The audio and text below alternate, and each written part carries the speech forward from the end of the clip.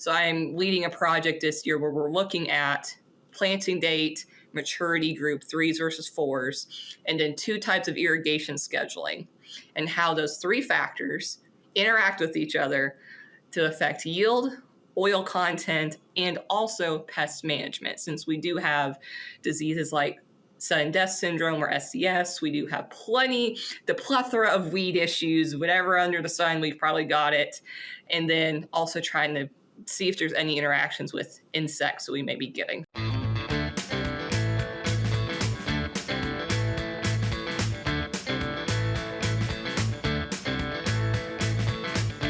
Welcome to the Crop Science Podcast Show by Wisenetics. I'm your host, Leo Bastos, Assistant Professor of Integrative Precision Agriculture at the University of Georgia. Today, we welcome our guest, Dr. Tina Sullivan. She's an Assistant Professor and Northeast Area Agronomist at Kansas State University. Tina, welcome to the Crop Science Podcast Show. It's great to have you here with us today. And to get started, I wanted to ask you if you could share with us a little bit about your path and how you got to where you are today. Absolutely, and thank you for having me. A little bit about myself is I'm originally from Southeast Tennessee, so kind of the foothills of Appalachia in old tobacco country that has turned into small cattle calf operations and vegetable production. So not just your homegrown backyard type of vegetables, but your tens to hundreds to thousands of acres of size of production, vegetable production, orchards that they're getting major contracts from grocery stores. So I grew up on a small meat goat farm, just my mom and I. My father passed away when I was 7. So kind of grew up around the agriculture sector, seeing vegetable production, cattle calves. I got to handle meat goats because I didn't like the big scary cows. I liked the small goats. So did all my high school education in the local county when very prominent member of FFA.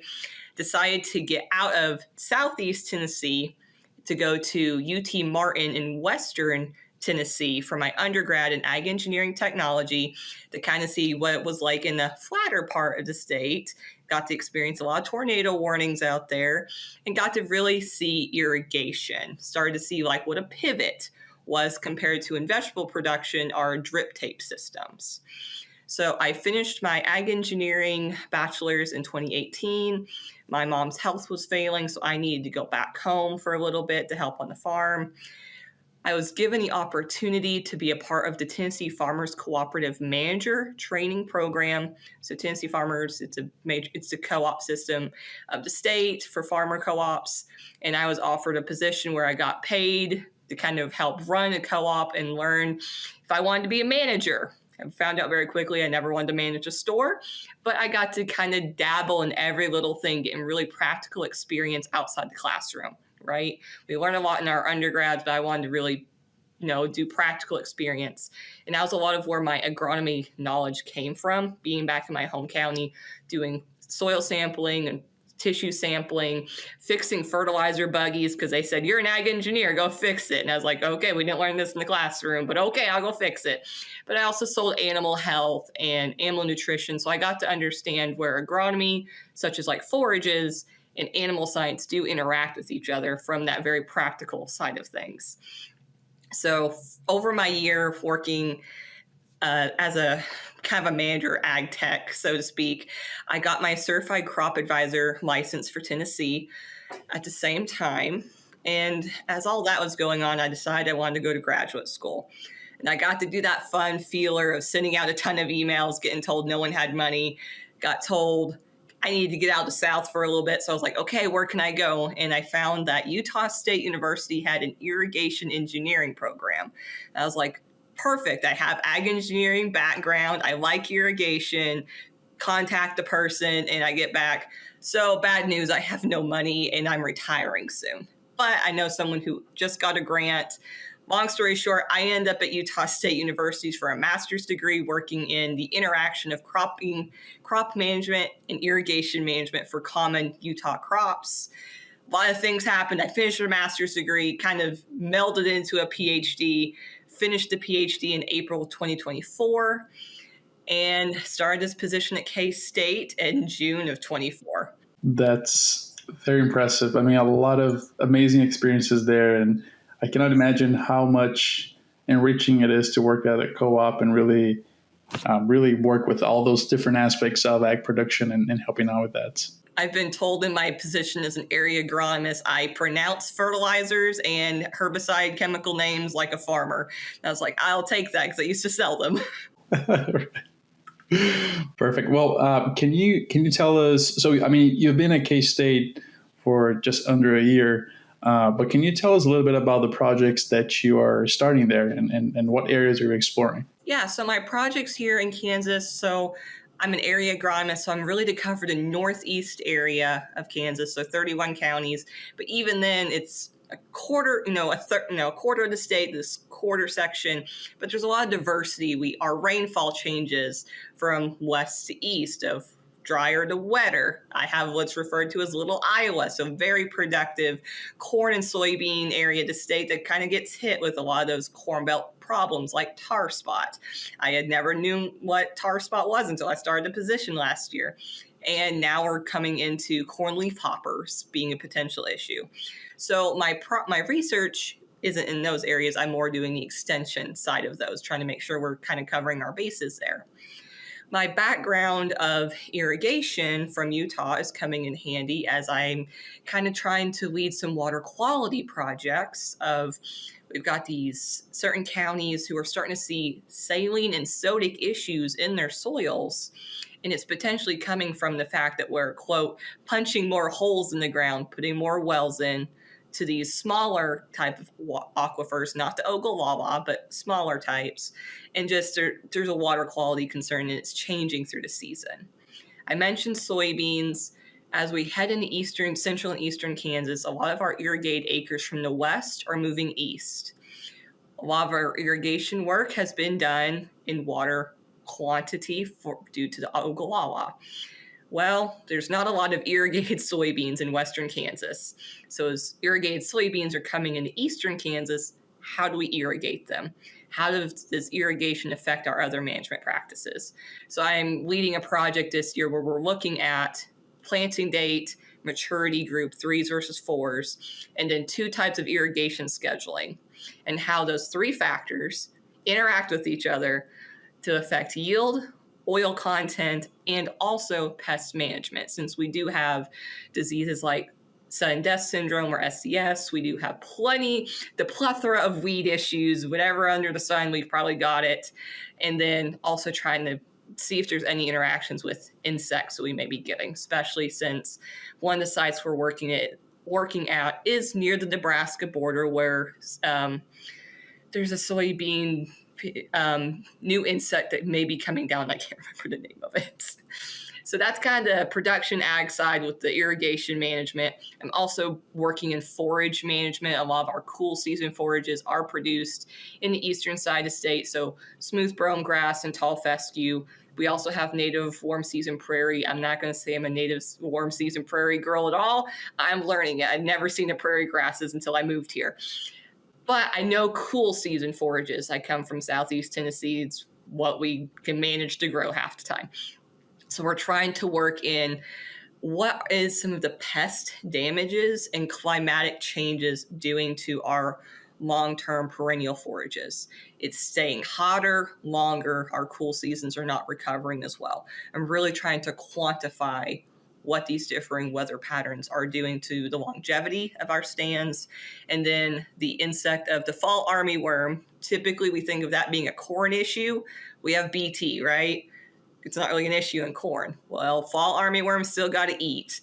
And it seems as though they've targeted brome stands, especially in those corn producing areas. And I'm trying to work with our ag agents to quantify how much damage is being done. Are we hitting a threshold to actually need to spray for these worms, or what is the actual long-term damage? Well, that was great. Thanks for sharing that all these amazing projects you're working with in Kansas and addressing some of these challenges related to water as well. And the next question I have for you is to really make a connection here. If you could tell us more about what types of parallels you see between water management and ag production from Utah to Kansas? Well, to kind of even take one more step back, when I was in Tennessee, we like to make the joke, it's the wet, 70 plus inches of rain a year, but a lot of those, we can get flash droughts. It doesn't rain for a month because a hurricane didn't come in, and it's quite detrimental to crops. So when I moved to Utah, the dry, their natural precip in a year may be 6 to 10 inches, depending on which part of the state you're in. And a lot of their water needs, it is going to agriculture. Well, where is the water coming from if it's not coming naturally from rain? It comes in the form of snowpack. So the winter brings the snow lands on the mountains, and then as it melts, they capture it in reservoirs. So it's a little different than the water concerns we think of in Kansas, where it's groundwater. Utah and a lot of the West, it's the Colorado River Basin. A lot of that snowpack flows down the river for the Colorado River Basin. So if you're already in an arid situation, so you're not getting a lot of natural precip and you're relying on winter snowpack, and then you suddenly get a dry winter, that snowpack that you need is not there. So while I was in Utah, we actually had one of the mega droughts of 2021 to 2022 we were advised, do not plant corn this year. And we said, we're planting corn anyway because we need to do it for the project. But we ran out of our allocation for our water rights was from May until August for this one site. Very much deep in the Colorado River Basin area, so eastern Utah. We ran out of water in July. We all know once corn doesn't have water, it's done. So it's a real situation facing agriculture, not just in Utah, but the greater Intermountain West. So Idaho, Wyoming, Colorado, Nevada, really that whole area, because it's a groundwater situation. Again, it's really that snowpack and capturing it. And once we start having a dry winter, it affects the entire West. When we get to Kansas and we think of Kansas and Nebraska in this situation, it's a lot of groundwater concerns with the Ogallala not getting its recharge. So both have water issues. One's not getting recharged naturally, just as the Colorado River Basin doesn't always get recharged from snow, from winter precip, and also the demand out of that Colorado River Basin has exceeded what it can really recharge as well. So in both situations, is it really just the crops or is it population growth? It's a mixture of everything plus weather patterns changing. Really interesting. I mean, I've never lived in those states that do rely on snowpack and never really thought about it from that perspective of how much of an issue it can be if you have a dry winter. That's really... And we think of, they're getting plenty of snow. Well, the snow itself has actually become drier some years of less conversion of a foot. There used to be a joke back home of a foot of snow equals an inch of water. That's not always the case when it comes to the Intermountain West of it may be a foot equals half an inch. It depends on how wet or that water equivalent that snow actually is. Fantastic. So, I was thinking here that with these challenges of water scarcity, perhaps even the timing of the water, not just the volume, but the timing as well, that growers can have access to it, what are some of the strategies that growers are using to better utilize the water, make sure they get the most efficient use of that water and turn that into yield and profit? And I guess as you're navigating that, if you can also draw some parallels here for us between, are those the same from Utah, Kansas, perhaps Tennessee, or do you see differences even how growers are adapting and trying to make a better use of water in those regions? When it comes to our irrigation tools, we have a whole plethora, think of a toolbox, right? We have all kinds of tools in this toolbox, but not every tool fits a situation. When I was in Utah, I got to see different sprinkler technologies. So instead of a high impact on top of a pivot or even a mid-level, so it's still pretty high from that corn canopy, we were dropping sprinklers almost only to 2 feet above the ground, quite tight spacing, trying to really get that water to reach the ground with less chances to be lost to wind or really just wind, because we think of Nebraska and Kansas definitely being windy states, but Utah, there's plenty of places in the state where the wind never stops blowing. It's very much like Wyoming. So if we can bring the water closer to the ground, closer to the crop to make sure it actually gets to the crop, we can get more crop per drop. But even when we're starting to bring sprinklers from higher in the canopy to lower in the canopy and bringing in those different technologies, there's a cost associated with each of those, just because more moving parts, more plastic, more hose, more something is involved. So, another capital cost. So there's a lot of conversion of the MESA or mid-elevation spray applicator systems that are very common on pivots being transitioned over to LIPA or low elevation precision applicators. There's a lot of those conversions being done in Utah just because you don't see your water moving across the field when those windy days. And it's also pretty hot, and there's low relative humidity a lot of our summers too. So there's a lot more opportunity for those losses. As we kind of think, well, can't we take those technologies and apply them to Kansas, maybe even central or eastern Kansas? Well, our efficiency losses are often less in high humidity areas such as eastern Kansas. So in that situation, does it make sense to suddenly put all this capital cost into putting new sprinklers, putting all these new hoses? And some of these systems, they need pretty expensive filter systems. Kansas runs into the issue of we may be using surface water. Surface water is not always the cleanest, and then there's another whole step to get it clean. Not saying Utah doesn't have that problem, but it almost feels a little more standard for filters to be already included in those systems. And there's some age differences among these two as well. When we think of Tennessee, God provides most of the time is what the farmers are going to say, and they're not going to always put irrigation systems in. But we're seeing transitions in Western Tennessee due to some flash droughts over the last couple decades of, well, we're going to make use of our groundwater. We may see, not in this lifetime maybe, but we could see eventually groundwater issues in Tennessee. So I mentioned sprinklers. There's a lot of other options. Again, we have a very full toolbox, right? We have variable rate irrigation, so that's changing our irrigation throughout a field. Maybe you have a poor spot, maybe you have a really good spot you want to focus your water on.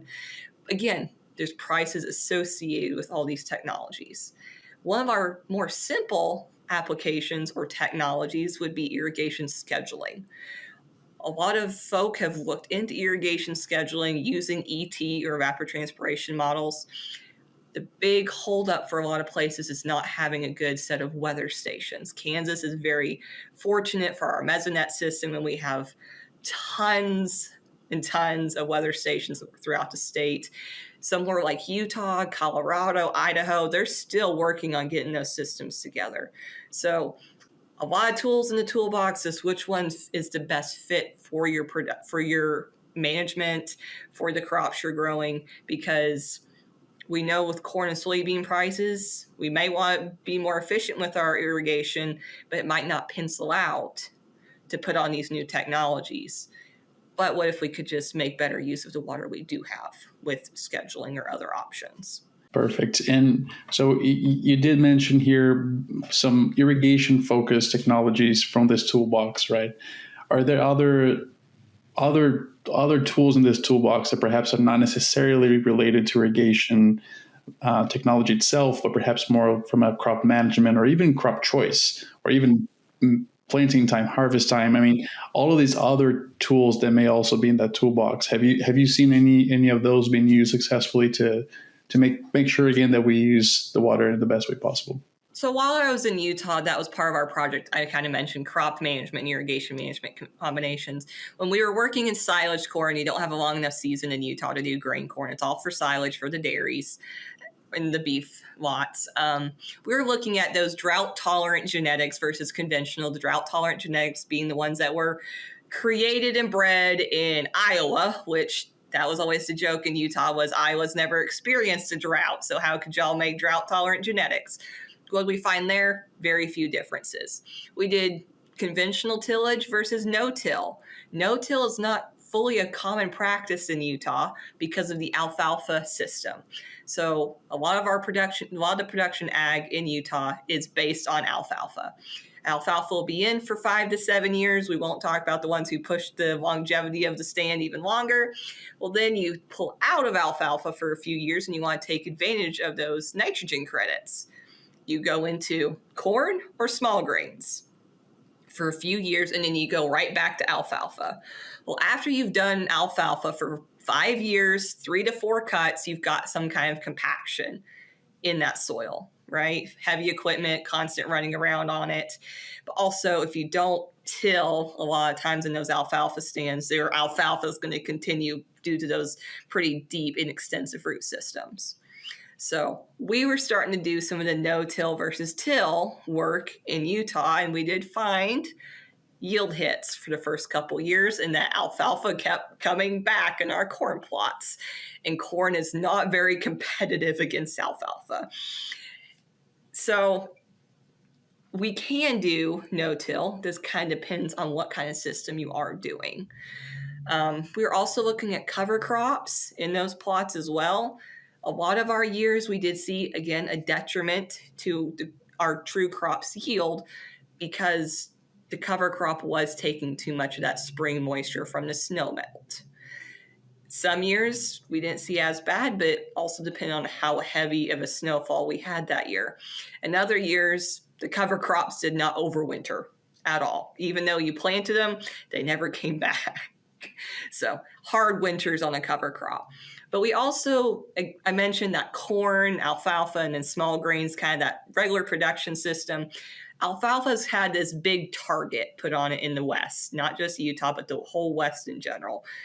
It's using all this water, and then if you're exporting alfalfa, we're exporting our water. Well, can we do another kind of forage that's more water efficient? So we were doing work with teff grass, which is a grass originally from sub-Saharan Africa. Can this be an option? Can we go to sorghum Sudex or sorghum Sudan, something that produces a lot of forage very quickly in the hot part of the season where maybe you don't need as much water? We looked at Italian rye and perennial rye. We were dabbling into oil seeds like safflower, even though it's not forage, but just something else. And we also, in my project, I worked with industrial hemp. Mind you, I got thrown that project because they were like, hey, do you know how to grow this? I said, I know tobacco and I know vegetables. I can handle industrial hemp.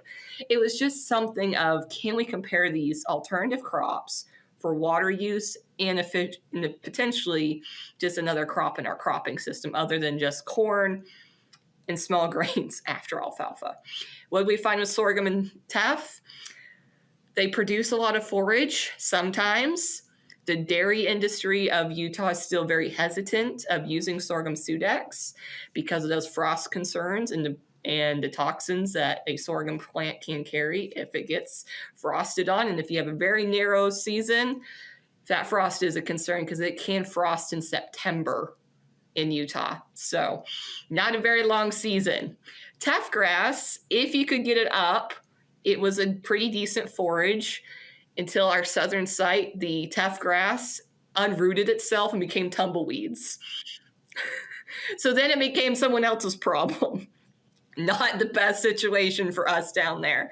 Safflower, really cool oil seed, really important for the bird market. It's very much everyone wants it for bird seed. Utah does not have that market. So if you were growing it, you don't need a whole lot of it because the market shares are covered. Not going to suggest anyone grow industrial hemp. We were doing the medicinal or the oil varieties, not fiber or seed. It was really cool to grow. Market is not there, but we did find in my studies kind of some best management practices on how to fertilize it, how to irrigate it, and some cultivars or varieties that are good for the Intermountain West. Perfect. No, that's fantastic. Thanks for that very thorough account of all these tools that you've worked with, that you had experiences with. Really, really interesting. So we're talking about some of these tools and technologies. Now, looking ahead and into the future, what do you see are some tools, perhaps new tools, or perhaps old tools that are coming back that can become available for growers to better manage their water? I think when we think of new tools, right, we think of something, nice and shiny. I think for some of our tools, if we could just maybe rinse them off and bring the shine back to them.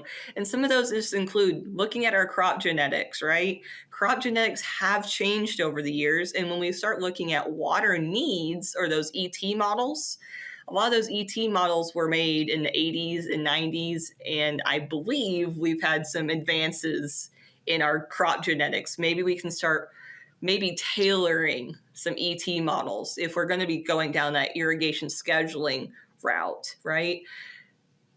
Are we actually hitting the best times for watering these crops when our genetics have changed? Are we going to be able to have genetics, whether it's corn, whether it's soybean, whether it's alfalfa, whatever crop it is we're worrying about, are we going to have genetics that are more resistant to long periods of drought or heat tolerance? I'm hopeful in the plant breeding world, even though it's a world I don't fully understand, right? I don't want to focus too much on the tools of tillage versus no-till. There's plenty of situations, and I think it's kind of a dependent of where you're at and what your system is. No-till works in some places. Strategic tilling is still needed, right? Other tools, I hope the tools of like soil moisture sensors become a more affordable option for growers. The technology is getting better every year, it feels like, but I really do think if we could get soil moisture sensors to be on that more affordable option, maybe, reliability there too, helps everyone, right? Maybe not our rain-fed growers, but we're waiting on them to get rain anyway. Right now, I know here in Kansas, way too wet. Other tools, we talk a lot about precision ag tools, looking at yield maps, looking at prescription fertility, looking at all those.